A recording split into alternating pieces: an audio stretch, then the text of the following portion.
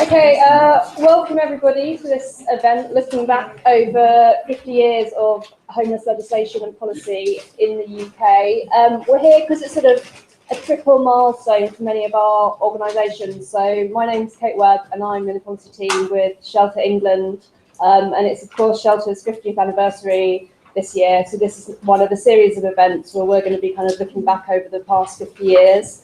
It's also been 50 years since the School of Geography and Planning here at Cardiff University was founded. So this is a really good opportunity to reflect on some of their research and look at what might be necessary over the next 50 years. And it's also 35 years since Shelter Cymru was launched. So as I say, it's a sort of a triple birthday for us all here today. And the purpose of this afternoon and this evening session is really to reflect back on what has been achieved over the past 50 years, but also what has been lost, what hasn't been quite achieved, embedded in. Explore some of those kind of key contemporary challenges, look at where the legislation has been improved, as in the case of Wales, or is potentially under threat, as in the case of England. And then to begin to look to the future in relation to homelessness and the threats and opportunities facing England and Wales. As I say, this is Shelter's kind of 50th anniversary this year, and it's a bit of an odd one because it was never the intention of Shelter's founders that we would still be here 50 years later. In fact, Des Wilson, our founder, takes great pleasure in reminding our current chief executive that he really, really wishes he didn't exist, which I'm sure is a strictly professional and not a personal opinion at all. But it means that it's not really a year we can celebrate, but it is definitely a year we can reflect, because I think, myself and other people who've worked for Shelter are certainly aware and certainly very proud that there's been some very big wins in our history. There was the 1977 Homeless Act, which really was groundbreaking in terms of the scope of people who were helped and the way in which local authorities had to help them. There was also the 2002 Homelessness Act that embedded many of those wins. There was security of tenure, which we campaigned heavily for and won in the 80s for council tenants. More recently, there's been deposit protection, which doesn't sound as sexy as homelessness legislation, security of tenure, but actually for the bread and butter of renting in the private rented sector, it's made a huge difference, as sort of last year's legislative win to try and curb some of the worst examples of revenge eviction. But even running through that list, you can't help also dwelling on the losses or the soon-to-be losses. In England, there's currently a housing and planning bill going through which aims to take away security of tenure from council tenants with the hope that housing associations will follow. The term affordable housing has now been, or will soon be, completely bastardised in England, with the prospect that you will have affordable housing, which frankly isn't affordable for anyone on even middle incomes, let alone low. The legislation, as we'll hear in Suzanne's presentation, has not been a secure victory. It's shuttled back and forth. The 1996 Act undid a lot of the security of the 77 legislation, and with the English government planning to review legislative offer again, it's really hard to say confidently that England's claim to have world-leading homelessness legislation will be preserved. And I think most notably, we have seen successive governments fail to build the homes that we need in England, which I think more now than ever we've come to realise underpins so many of the housing challenges that we see. I think it's worth reflecting a little bit on, during this event, on sort of how Shelter came to be a unique organisation. We were unusual when we were founded, in that we were unapologetically founded as a campaigning organisation. And in fact, it's in our full legal title. We are the National Campaign for the Homeless. And that feels like something that it's particularly important to defend and explain in the current atmosphere, where it feels like every weekend I open the papers and there's another sort of piece about how charities have lost their way. It was always Shelter's intention that it would be the National Campaign for the Homeless. And I think that partly reflects that we were founded by, frankly, a bunch of gobby young men in the 60s, but it's also because, in our view, it has always been immoral to be repeatedly seeing the same situations, the same pressures, the same stresses, to know the solutions and not go to government with that information. So that means that we will carry on being unapologetically campaigning for as long as we are forced to exist. And I think that takes us to where we are now and where we see ourselves in this 50th year. As I say, it's not a celebration. It can't be a celebration. But I think we feel quite invigorated. You know, when Shelter was launched, it was extremely public. It was very fortuitous timing that it coincided with Cathy Come Home, Ken Lynch's famous film. We also commissioned Nick Hedges to take photos, which really showed, you know, people living in suburbia in the new towns of Britain, what the slum conditions were like, what had been left not improved since the war. And it was that sort of public explosion of understanding into people's living rooms, into people's own homes, that we want to replicate today. So I think it's why, you know, events like this are fantastic. They're a really good way to share information, to share research. But we also intend to be very public over the next year. You know, we want to be back in people's homes. We want to be taking the current situation in housing in the UK back to people, because in many ways it's starkly depressing that the sort of extremes of poverty and wealth that we saw in the 60s and that which inspired Shelter's formation are very much coming back in terms of housing in the UK. So it's not a celebration, but we are determined that it should be a call to arms. It would be great if many people as possible could sort of support us over the coming year. I'm sure anyone who is an existing Shelter supporter will have a stream of communications from us and from Shelter Cymru over the year. But we do really think that now more than ever, it's a very good thing that we were founded 50 years ago. And unfortunately, we don't see any prospect of shutting up shop anytime soon. So that's my little spiel explaining why we're here and why we're using events like today. I'm now going to hand over to Suzanne Fitzpatrick, who is going to talk about the past 50 years and specifically what it's brought to homelessness policy in the UK. Suzanne is regarded as one of the world's leading scholars on homelessness. So I'm sure this will be a fascinating whistle-stop study of the past 50 years. And there'll be a time for Q&A at the end if anyone's got any queries. Thanks very much, Kate. Thank you. Sorry, but I suddenly realised when I was waiting to go, I had the wrong set of notes out, so I'm now feeling a bit more calm than I was a few minutes ago because I found the right set of notes. That's what you get for taking too much paperwork with you wherever you go. Can everyone see the screen okay, or is it a bit light?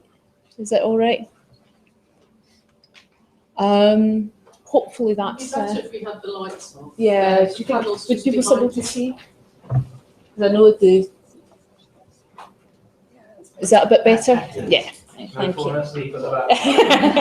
I can see you. Well, thank you very much for that, Kate, and for I think setting up some of the key themes that I want to explore a little bit in this this presentation. I mean, and I'd like to thank Pete and his colleagues very much for inviting me to give you this presentation today. It's a great honour to be asked to do it. I was very pleased to receive the invitation, but it's also rather daunting. The idea of 50 years across 3 countries, Pete, is quite an undertaking. So you'll be glad to know that I'm not planning to try to summarise all of homelessness policy in the last 50 years across Scotland, Wales, and England. I think that would be a bit much for half an hour or even for a full day. And what I will do instead is a bit of a whistle-stop tour, so perhaps pausing in some parts of that story a little bit more than others. And in particular, I will be talking a lot about the 1977 Act, which is really where the story I want to tell today begins, and focusing largely on the statutory homelessness system and how that's evolved in 3 GB countries. Saying a little bit about other aspects of homelessness like rough sleeping and so on, but mostly focusing on statutory homelessness, partly because I think it is such a big part of the story, it's such a big part of what the reaction was eventually to Cathy Come Home, but also to the work that Shelter and other charities have done, and it's a very major achievement for all its faults that we'll be talking about. It's a very major achievement that the UK has this legislation, and it's certainly worth preserving and improving if we can. But also, those of you that know me will know that I came into this whole field of study after having done a law degree. So I've always had a particularly kind of soft spot, if you like, for the legislative aspects of the response to homelessness, and an academic as well as a policy interest in how effective or otherwise those were. So 1966 and all that, Kate's already talked about the gobby young men that set up shelter, and there was a lot going on at that time. I mean, most of us probably weren't around to see Cathy Come Home when it was first broadcast, but I would hope most people have seen it since. And I think for me anyway, it retains its sort of power and immediacy and sense of kind of moral outrage, which has, I think, led it to be voted the most influential documentary of all time, or the most influential UK documentary of all time. So it's really a very important landmark, I think, for all of us interested in homelessness. But I'll talk mainly, as I say, from 1977 onwards. I'm going to give you a bit of a whistle-stop tour through the Thatcher major years, including the 96 Act, which Kate's already mentioned. Say a bit more about the New Labour years, which are a bit more recent in everyone's memory. Before talking in a bit more detail again about the most recent previous government, the coalition years, and what happened under the Conservative Liberal coalition from 2010 to 2015. Most of that story, not all of it, but a lot of that story is England dominated. Of course, the original 1977 Act was GB wide and then was extended to Northern Ireland about 10 years later, 1988. But then post-devolution, there's of course been a very substantial, really radical divergence across the GB countries in terms of the legislation and policy responses to homelessness more generally. So I'll say something as well about the position in Scotland and in Wales before reflecting on my own sort of perspective on where next for GB homelessness policy, reflecting some of the concerns that Kate's already alluded to, but also I think perhaps some ways in which we can be hopeful. And I think the fact that this event today is happening in Wales is very appropriate, because I think in lots of ways Wales is really at the forefront at the moment in development of homelessness policy for the GB, and the rest of the country is looking to see what happens in Wales with great interest. Kate's already mentioned the Housing Homeless Persons Act 1977, and I would imagine virtually everybody in the room will be familiar with this. If you have an interest in homelessness in the UK, you will certainly know about the homeless persons legislation. And we spend a lot of time, those of us that work in charities and campaigning groups and academia and in policy and practice in homelessness, complaining about the homelessness legislation and its shortfalls and its gaps and so on. But I do think it's worth reminding ourselves, as Kate's already done, that it was such a landmark, it was such a step forward as compared with how things were before the 77 Act. It gave, and it was mainly families and some vulnerable single people, rights to long-term rehousing for the first time. So not just temporary accommodation, typically in pretty objectionable shelters, but actually rights to long-term housing. It was very important as well. It was decisive, really, in shifting the focus of council housing allocations from being about the desert, about how deserving a household was, to whether it was in need. There were other factors going on then as well, but the homelessness legislation was really important in shifting, making that cultural shift, which benefited not just homeless people, but other groups that had previously been excluded from social housing, such as ethnic minority groups. So it was pivotal in that broader social housing agenda as well. It stopped the shuttling of families between social services and housing departments, because it laid the responsibility firmly with the housing departments.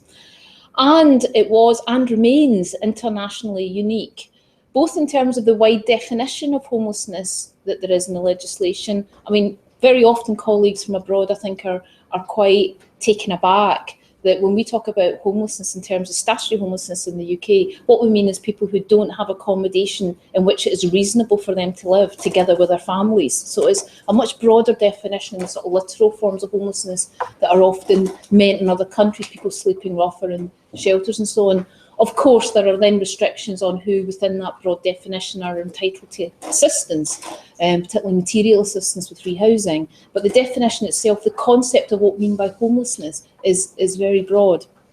But I think the way in which it is most distinctive is in this emphasis on enforceable rights to housing for at least some groups of homeless people, which courts of law will enforce. That's incredibly unusual. I mean, there are a lot of countries where there's a right to housing, including for homeless people, but it's usually unenforceable and constitutional provisions and so on. Or there is an entitlement, but it's just short-term temporary accommodation. To have enforceable rights which are linked to long-term rehousing remains still unique in the international landscape, with the partial exception of some changes that happened relatively recently in France, which have not had anything like the same sort of impact, certainly in allocation of social housing, that the 77 Act had in the UK. So it was a very important achievement, and it was a major step forward, particularly for homeless families.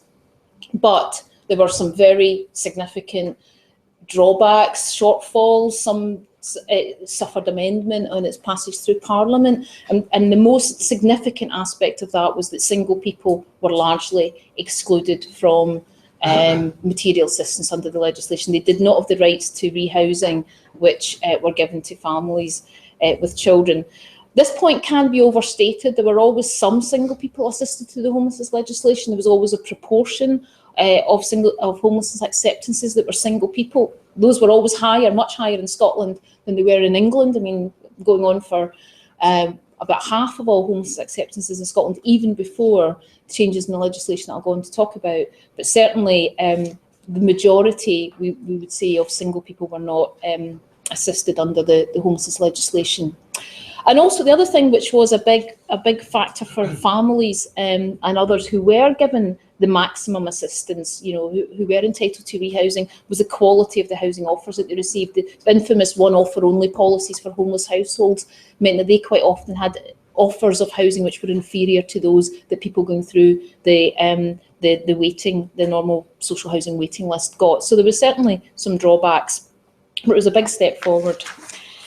Now, one of the ironies of the homelessness legislation is that it was almost out of its time. It came kind of a good 10, 15 years after the kind of heyday of the post-war consensus on welfare, and it actually came into force in 1978, really not long before the radical Thatcher government came to power in 79. So it got in just ahead of the big ideological shift in the UK's politics in 1979. And the Conservative governments, post-1979 governments, were hostile to the homelessness legislation from the outset. It was reviewed formally 3 times by the post-1979 Conservative governments. And as late as 1988, one of these reviews actually determined that it was working reasonably well. That was an official review. You know, it was published that, you know, the government wasn't happy with this legislation, but it looked at it. Local authorities and others basically supported it, so they decided, well, actually, it's working reasonably well, we should leave it alone. But following the 1993 Conservative Party conference, the infamous Back to Basics Conservative Party conference, it was decided, and I always forget if it was Peter Lilly or John Redwood, but one of them had a little list that had single mothers on it who were getting access to social housing unfairly, in their view. And this prompted another review of the homelessness legislation. And that resulted in the Housing Act 1996, which Kate has already mentioned, did weaken rehousing duties for homeless households in a number of ways. It sought to prevent what was thought to be a separate homeless route into social housing. In fact, that isn't how it worked in practice in a lot of places, but it sought to preclude that. It also put a maximum 2-year limit on how long people could be accommodated in temporary accommodation that was owned by local authorities. And it removed statutory homeless households from the reasonable preference, or the groups who had to be given reasonable preference in council housing allocations. So it did weaken the responsibilities of local authorities towards homeless households.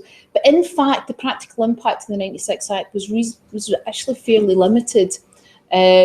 Empirical research that was done by Paul Cloke and colleagues, and also by Hal Posson and colleagues around that time, found that, you know, a lot of local authorities were actually sympathetic to the homelessness legislation, and the 96 Act didn't stop them continuing with their practices to give priority to homeless households if they wished to do so. And for those other authorities that were not sympathetic, the financial pressures associated with keeping large numbers in temporary accommodation tended to persuade them to continue to give those groups priority as well. So, you know, my conclusion would be that the 1977 framework was almost a bit, was a sort of a lucky framework. It came in just before the Conservative administration first arrived under Thatcher, and it managed to survive relatively unscathed through 18 years of hostile Conservative government, which is quite, it's quite an achievement, really. And a lot of that was to do with the campaigning work that organisations like Shelter, and the fact that local authorities, a lot of whom, including actually the Scottish local authorities, were amongst the most vociferous in opposition to the homelessness legislation in 1977, but 10 years later they were amongst its most fervent supporters. So it managed to survive government, albeit was weakened to some extent with the 96 Act. But then New Labour came to power, and again, as Kate's mentioned, largely reversed the ways in which the 96 Act had weakened homeless people's rights, and also led to the expansion of those rights in certain respects too. So, for example, there was some expansion of the groups that were in priority need, particularly around young people and care leavers, women without children fleeing violence, and so on. So there was some strengthening and some widening of the statutory safety net under the 2002 Act. But also critically, what the 2002 Act did was introduce this duty to prepare a homelessness strategy on the part of local authorities. And it was explicitly said in the guidance that this should be a prevention-focused strategy. So there was I think it was, you know, certainly looked like a good thing when the legislation was passed, but how significant that turned out to be, I think, wasn't clear for a couple of years, but became abundantly clear when the 2000 and when Housing Options, the sort of prevention model, which was very much pushed by central government, started to really impact from 2003 onwards. So I'll say something more about that in a moment.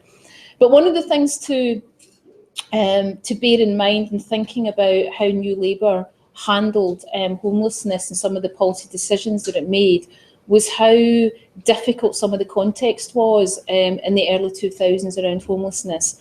You had very sharply rising house prices until the crash in 2007, and at the same time you had a sharp drop in the number of social lettings available. That was mainly about demography and the long-term impacts of the right to buy, but it was also about a failure to build enough social housing. But what it meant was that you had local authorities, you had more people vulnerable to homelessness because of the rising house prices, which meant they couldn't accommodate themselves. But at the same time, you had local authorities with increasing difficulties in discharging their duties to homeless households. People were coming into the system, and it was difficult to get people to move out of the system. So got to the position by December 2004 where there were over 100,000 households in temporary accommodation in England. New Labour set a target to have that by 2010, which actually was achieved, but without much fanfare, because by December 2010 there was a new administration in place, of course, which we'll come on to talk about in a moment. But this sort of, you know, really very dramatic increase in the number of households in temporary accommodation was really seen as a national scandal, and was something that was viewed as not only very expensive but was very problematic. I mean, with colleagues from the University of York, I did a major study, started in 2004 actually, of statutorily homeless families in England and young people, and a lot of that study was about temporary accommodation and the length of time people were spending in it and the impact that had on them, as well as the costs of it. So this was became a very major policy priority to do something about the numbers in temporary accommodation. And from 2003 onwards, there was the introduction of this model of housing prevention that's generally been known as housing options, which I know lots of people will be familiar with, but and how one describes housing options might vary depending on who's describing it. But in brief terms, what it means is that instead of the traditional model of if a household came to a local authority with a housing crisis of some kind, where it looked like they either were homeless or they were likely to become homeless, then instead of immediately assessing them for their entitlements under the homelessness legislation, the local authority instead would give them a formal interview about what the whole range of housing options are. At least this is in theory what should happen. The whole range of housing options that household might want to consider to resolve their problems, which might mean that they don't have to submit a formal homelessness application. So those options might include things like a rent deposit for the private rented sector, or local authority helping with that, or it might involve family mediation, say if it's a young person being asked to leave the family home, maybe a sanctuary scheme for women fleeing violence so she can stay in her own home with support and security. A whole debt advice, so local authorities started to look at the whole range of ways that they could deal with people's housing problems, which didn't involve necessarily bringing people through the statutory homelessness system. Now, one of the things that happened was there was an absolutely dramatic, there's no other word for it, drop in statutory homelessness acceptances straight after the introduction of the housing options from around 2003, which wasn't in legislation. It was a policy programme driven by guidance, some financial incentives, but also some key advisors based in government who went out to local authorities and encouraged them to adopt this new model. But homelessness acceptances actually then dropped by 70% between 2003 and 2010. So to see just how dramatic that was, I don't know if is that a bit too faint, or can people see it? I mean, just taking the long view in this slide, you can see that there was the peak of homeless acceptances was around sort of 91, and then it declined down to 97. Now that makes one point actually, which links to something else that Kate said, which is that one of the things that people don't always appreciate who don't work in the homelessness field is that homelessness is mainly driven by rising housing markets, not falling housing markets. So after the early 90s recession, homelessness actually fell because most people, at least until recently, who experience homelessness, it's not because they've been repossessed. There's a lot of concern, quite rightly, around mortgage arrears and so on, but that isn't what generates most statutory homelessness. Most statutory homelessness is generated by new young households or households breaking up, being unable to access the housing market. So in other words, it's outsiders trying to get into the housing market. So improving housing affordability tends to bring homelessness down, and rising markets drive it up. So you can see that when you look at the long-term trends in statutory homelessness. But then, so you had this rising market and in the 2000s until the crash, of course, in 2007. But actually, 2003, the market's still rising very strongly. Then you have this dramatic fall in homelessness acceptances, and there is absolutely no doubt, and no one disputes it, that was a direct result of the introduction of the housing options model. So, of course, that raised concerns about the extent to which housing options was genuinely resolving people's housing crisis, or was actually a means to divert them from seeking or attaining their entitlements under the homelessness legislation. So I'll go on to say there's been a similar pattern in Scotland, and indeed there was in Wales, although not quite as extreme in Wales, after housing options was introduced, and similar concerns have been raised. So the verdict on New Labour, this is at least my verdict. I know others might differ, but this is my kind of very whistle-stop tour verdict of how New Labour did on homelessness. I think that, there was a significant decline in statutory homelessness. Some of that was about gatekeeping, undoubtedly. I don't think anyone would dispute that, but some of it also was about improvements in prevention and in more flexible, more solution-orientated approaches. The research that Hal Poston and colleagues did, which evaluated the prevention work done under housing options, would suggest it was that mixed picture. What proportion those are is another matter. I don't think anyone can say for sure the extent to which that massive drop was about gatekeeping versus improvements, but certainly it was a bit of a mix. Rough sleeping was reduced very considerably, and I think Ian Brady is here today, who was very much heavily involved in that work in the Rough Sleepers Unit.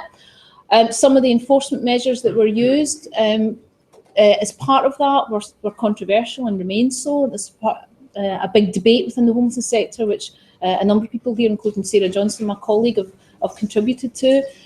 And people would argue about how rough sleeping is counted and so on. But I think it's very difficult to deny that there was a major reduction in the overall scale, certainly of visible rough sleeping in London over that period. Another very important innovation under New Labour was supporting people. So from 2003, there was much more scope for support measures which were flexible, so that particularly single people didn't have to be supported in residential environments of various kinds, that there was more scope for floating support for people who needed that in order to sustain tenancies. And there was again, colleagues at York did a review of measures on youth homelessness and found there were much better responses over the sort of 10 years before 2008. In fact, we described it there as a sea change in responses to youth homelessness. There's a whole range of reasons for that, but some of it's about the Southwark judgment, which some of you will be aware of, whereby children's services in England had to start, and Wales had to start taking responsibility for 16, 17-year-olds who were homeless. But also there were changes to the priority need requirements on local authorities, and there was a big emphasis on young people in some of the prevention work too. So lots of improvements there.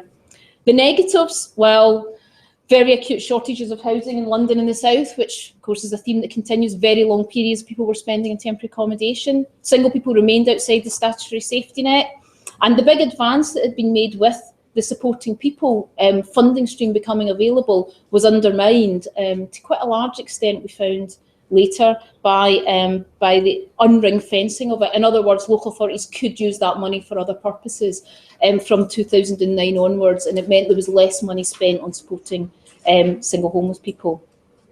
Another theme to emerge towards the end of New Labour's time in office was growing numbers of Central and Eastern European migrants sleeping rough, and other migrants, and that's something that's continued more recently.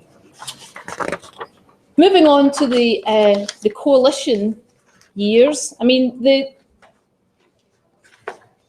when the government, the Conservative Liberal coalition government came into power in 2010, and it inherited a context where I would say that New Labour had achieved quite a lot on homelessness. It was a mixed picture, as I've just summarised, but there had been a lot of positives being achieved during that period in terms of statutory homelessness and rough sleeping. But there was major pressures associated, of course, with the acute shortage in housing supply, particularly social housing supply. There was these enormous pressures still on temporary accommodation, particularly in London, and you had these growing numbers of, growing levels of rough sleeping. Most of it at that time was still growing numbers of people from overseas sleeping rough in London. So you had a bit of a mixed picture, and certainly had some structural problems, and of course there was the recession as well. But a bit of a mixed picture coming into the coalition years starting. And of course, the coalition government came in with a radical agenda on welfare and on housing reform, and a lot of that was about, particularly on the welfare side, some of it was about austerity measures, some of it was about a kind of a view of what the appropriate size of the state should be, and some of it was also a view about what was seen as the negative effects of people being reliant on social security benefits. So there was a whole sort of agenda there that was introduced in 2010. Elements of which had certainly been present in New Labour, particularly in the latter stages of New Labour, but there was certainly an added impetus with the Conservative Liberal coalition in 2010. So at this time, we also, myself and colleagues at Heriot Watt University, York University, were commissioned by Crisis to start our Homelessness Monitor series, which continues, mainly because there were concerns, we were concerned, others were concerned, that this radical welfare and housing reform agenda would have adverse consequences with respect to homelessness. And we wanted to monitor how that developed over time in quite a systematic way. So it was a longitudinal study, so we could track over time how the policy and economic change was impacting across all homeless groups. We were looking at statutory homelessness, but also rough sleepers, single homeless people, and also a range of what we called hidden homeless groups as well, people who are maybe living in overcrowded households or in concealed households. We commenced the study in 2011, and the monitors do cover all 4 UK countries, including Wales. We published a monitor in Wales last year. And across all 4 of them, we do key informant interviews, we do statistical analysis, both of social and economic trends, but also of trends within the scale and nature of the homeless populations. And also we, just in England only so far, although we'll probably do it in other countries going forward, we do a survey of local authorities to get their reactions to policy changes, what's happening in their locality, what the impacts as they see it are of welfare reform and other aspects of the economic and policy context. So a lot of what I have to say about the coalition years and also about Scotland and Wales is drawing on that work that we've done for on the homelessness monitors. Now, there's a lot could be said, I don't have the time to say it, about what's happened under the coalition years. And so I've sort of summarised it very briefly there, which is that homelessness has escalated considerably under since 2010. To be fair, statutory homelessness is not up at the same level as it was at 2003. Go back for a moment, you can see that. I mean, I'll show you a slide later that takes us up to 2015. But you can see there that, you know, the peak there at 2003 is very considerably higher than in 2013. And although it's risen a little bit since then, it's still nothing like the 2003 peak. But nonetheless, it has risen consistently since 2010. And the scale of the increase in statutory homelessness, we're very confident in saying is pretty massively underrepresented by those figures because of the continuing shift towards this sort of housing options preventative model. So in the survey we've done of local authorities, they're very clear that the statutory homelessness statistics do not capture the reality of homelessness in their area. And 2/3 of them this year, for example, were telling us that the scale of homelessness they're dealing with, the footfall through their services is still increasing. So all forms of homelessness increasing. When we started the monitors in 2010, or started the work properly in 2011, we expected a bit of a mixed picture at that point because the main welfare reform changes hadn't yet been brought into force. So things were kind of in the pipeline, but hadn't impacted on the ground as yet. So we were really surprised that right from the beginning, we found that every form of homelessness we looked at was increasing, and 2010 was the key year for most of them. So rough sleeping started to increase, statutory homelessness started to increase.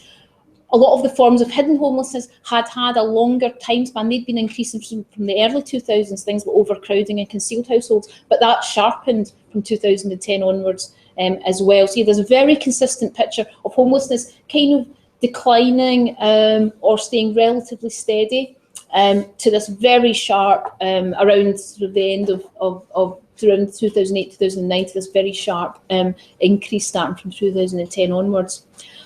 And what our research across the 4 UK countries would say is this is very much about policy decisions rather than the economic context. The welfare safety net and modern welfare states like the UK generally works to break the link between losing a job or long-term poverty and becoming homeless. It works pretty effectively a lot of the time to do that. So when you weaken the welfare safety net, you increase homelessness in a much more direct way than if the economy is going through a difficult patch. So in other words, it's not the recession in and of itself that generated increasing levels of homelessness. It's more the policy decisions that were made about the extent to protect people from those changes. But the really toxic mix is the combination of tight housing markets and welfare reform. If you get one without the other, it's not so bad. But if you are somebody on a low income affected by welfare reform and you're living in a tight housing market area, then that's the type of person who's most likely to experience homelessness. Some statistical work that we've just completed with my colleague Glenn Bramley, which isn't published as yet, demonstrates that using a variety of statistical tools. But you can tell it from the descriptive statistics and also from the key informant testimony as well. It's that combination of tight housing markets and housing benefit restrictions in particular that tend to drive up homelessness. So in our local authority survey, the latest one we did in England last year, 93% of London local authorities said that benefit cuts had increased homelessness in their area as compared to 49% in the north. So you get a very different picture depending on the local housing market context. The impact that welfare reform has with respect to driving homelessness is very dependent on the local housing market context.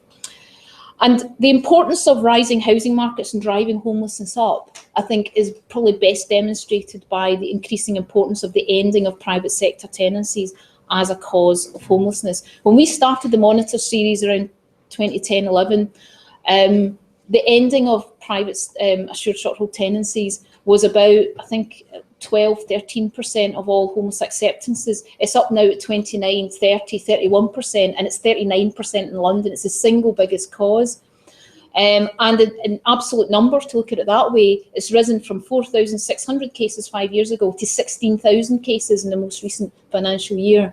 And what the key informants and the local authorities that respond to the survey are telling us is this is about people coming to the end of the fixed term tenancies, and the landlords can make more money letting the properties to somebody else. It's not usually about rent arrears so much as the ending of those tenancies and housing benefit not covering the level of rent that the landlord can charge.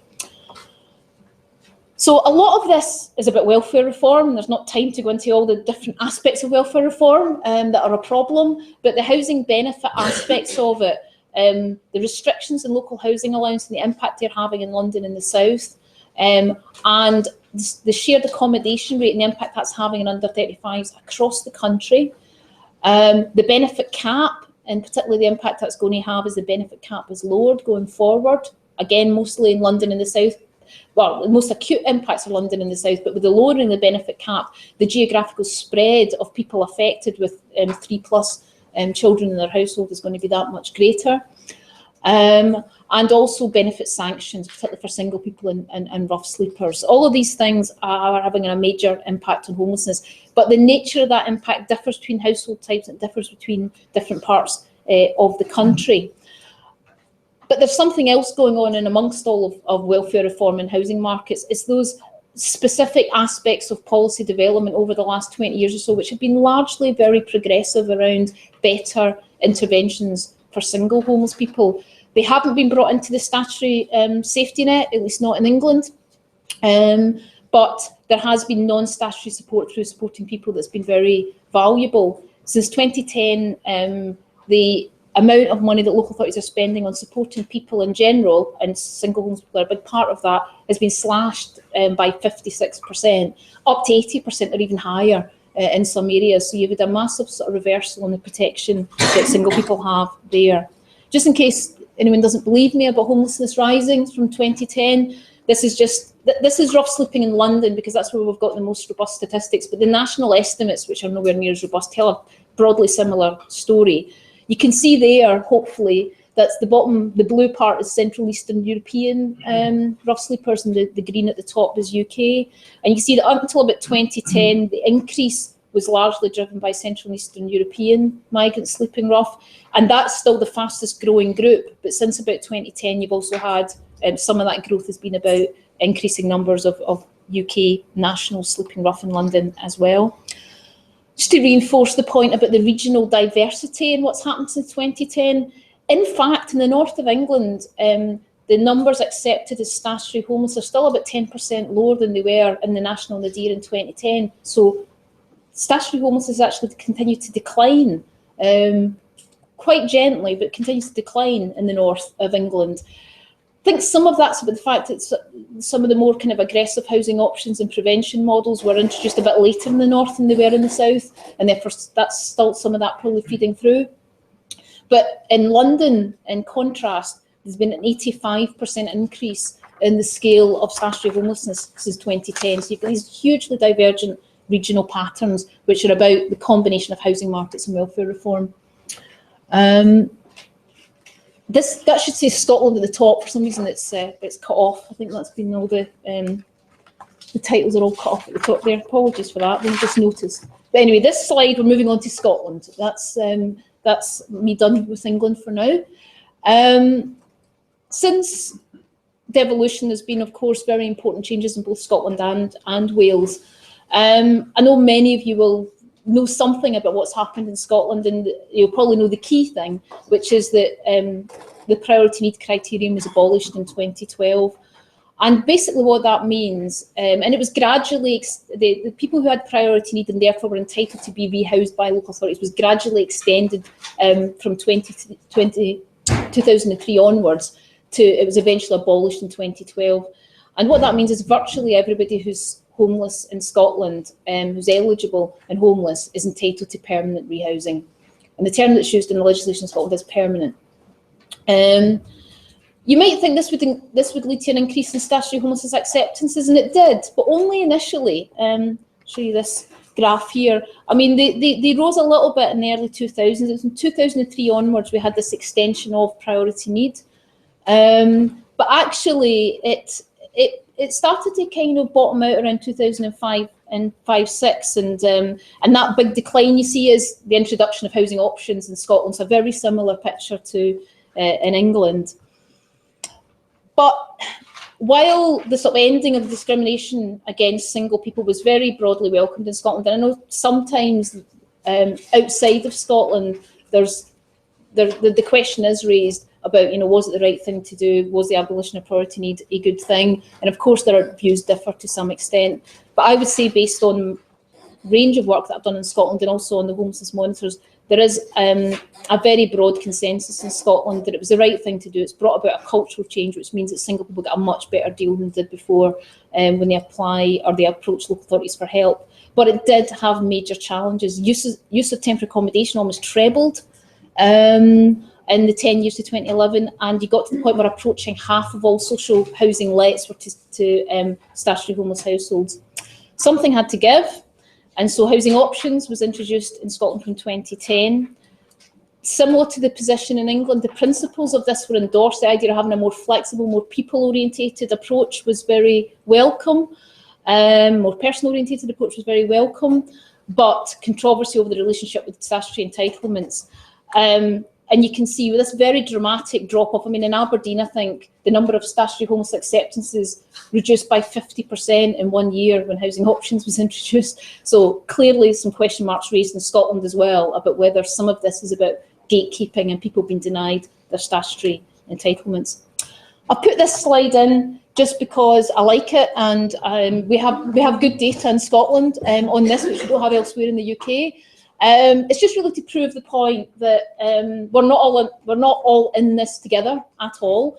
Your chances of being homeless are very, very much greater if you are on a low income than if you're even in a middle income. What the data that this is based on is from the Scottish Household Survey that asks a suite of questions about homelessness.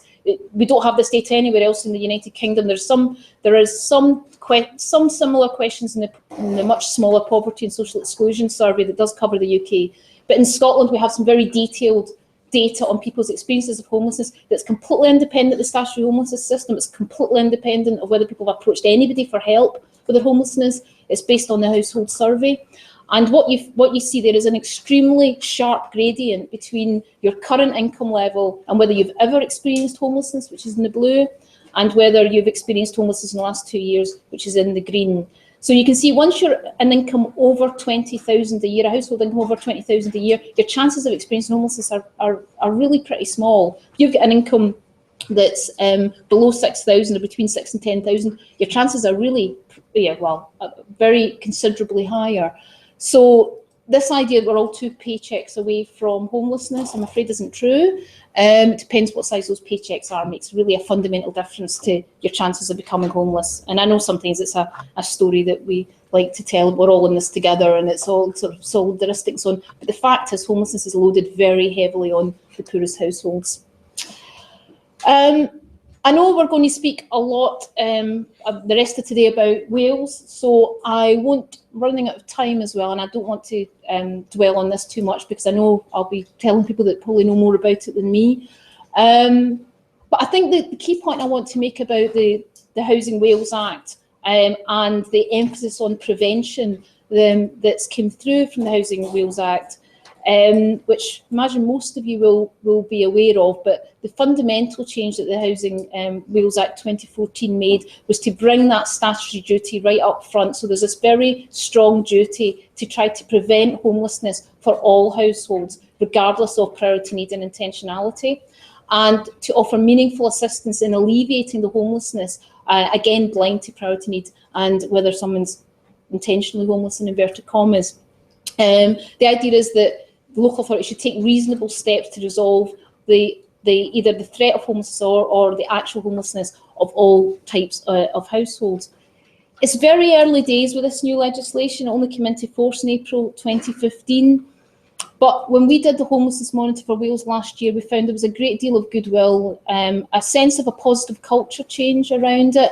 People were very welcoming of this notion of a much more universal, much more inclusive system. Local authorities could help single people, not just families, a more flexible, more person-orientated approach, which didn't mean just necessarily going down the statutory homelessness system, but having that safety net still in place.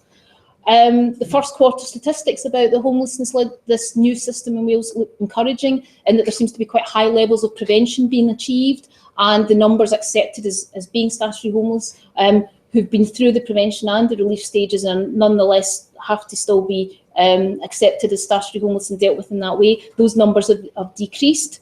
Of course, what lies behind the statistics is going to be very interesting to find out, and the Welsh Government are shortly to let an evaluation. Until we've seen the results of the evaluation, we can't be sure just how successful the Welsh model is. But it's very interesting that both Scotland, because we're concerned about this poor fit between housing options and our statutory safety net, and there's been a very critical report by the Scottish Housing Regulator basically about gatekeeping in Scotland and the light of those big drop-offs in the levels of statutory homelessness and the levels of statutory homelessness after housing options was introduced.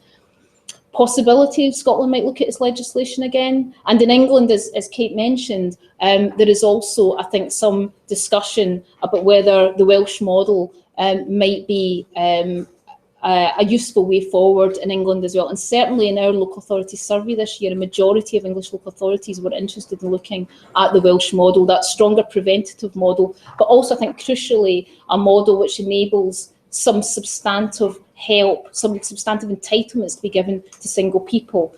But as Kate, I think, was suggesting, what we have to be very careful about is in looking at that potential for a more inclusive legislative model, we make sure we don't lose any of the strength that the model has in terms of entitlements for families. So I think there is some, to just draw that 50 years up, to draw it to a close. I think there are grounds for some, seems to have cut off the top line as well. Sorry about that. We're sort of losing at each slide, we're losing another line. Not lost the top line of every slide, have we? No. But I think there are some grounds for cautious optimism on the legislative front. Cautious. I think we do have to be cautious about it. But I think Wales has made a major step forward, and I'm sure we'll hear more about what exactly is happening in Wales in the rest of today. I think this emphasis on prevention and on more flexible responses, and crucially giving single people some real entitlements, is really a major step forward. In Scotland, of course, there's been the abolition of priority need. But I think the time is come now in Scotland as well to look at what the fit is really between that and trying to promote a more preventative approach. But despite the positives, and there are some, I think we have to all acknowledge that welfare reform looms very large. I mean, in our latest survey of local authorities in England, 73% think that universal credit will increase homelessness in their area.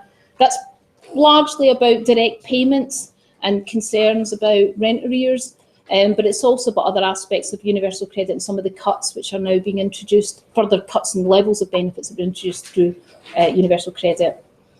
Of course, I'm sure everyone will be aware that since the new Conservative government came to power, there have been some further cuts in benefits which will been announced, which will have major impacts on families with 3+ children, the lowering of the benefit cap, and of course a whole manner of things which will affect young single people. And I think the gains that there have been made on youth homelessness over the years really are potentially at quite a serious risk now with these housing benefit cuts to young people. So, as I said, I don't think we are all in this together. We never have been, actually, but it's getting worse.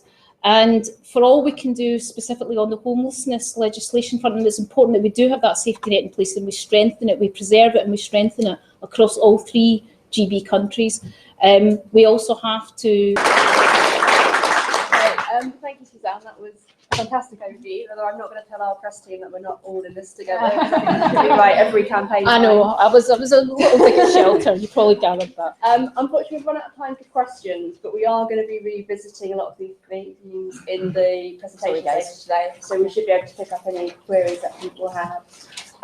We're now moving through to breakout sessions. So anyone who's doing session 1 on migration and housing rights, you're staying in the same room, committee room 1. Homelessness prevention and the cost of homelessness is in -1.63, and I think some staff are going to take people there. And then listening to Wales' most vulnerable people is in the council chamber, which is just opposite us here. So if someone can find their way to the next session. I thought it was just the tables, but it was actually... It was everything. Oh no! Because I was looking at it from this angle, I thought it was just the title, because I think for proper, I know that it was just the title. I don't think that's just a big angle, that's a bit too sharp. I think everything makes sense. It was just Yeah, it was a bit... Sorry about that. Cheers, guys. Wicked. Really good. Sorry about I spoke a bit longer than I it's good. Is it all right? Yeah, it just means